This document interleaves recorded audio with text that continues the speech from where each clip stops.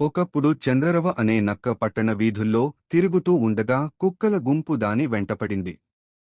ప్రాణభయంతో పరుగెత్తిన ఆ నక్క ఒక పెద్ద నీలి రంగు గిన్నెలో పడిపోయింది.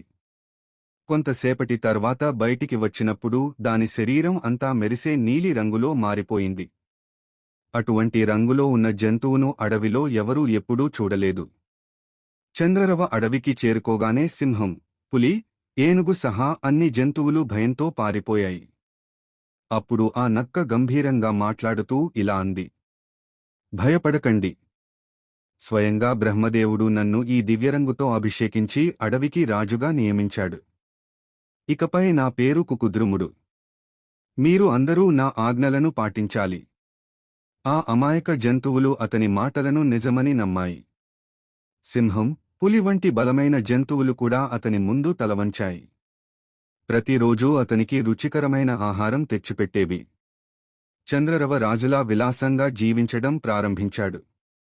తన అసలు రూపం బయటపడుతుందేమోనని భయపడి అడవిలో ఉన్న మిగతా నక్కలన్నింటినీ అక్కడి నుంచి వెళ్లగొట్టాడు. ఒక రాత్రి దూరంగా నక్కల గుంపు అరుపులు వినిపించాయి.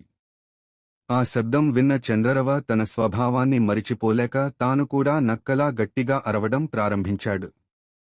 ఆ అరుపు విన్న వెంటనే సింహం మరియు ఇతర జంతువులు నిజం గ్రహించాయి. ఇతను దేవుడు పంపిన రాజు కాదు, సాధారణ నక్కే అని కోపంతో గర్జించాయి.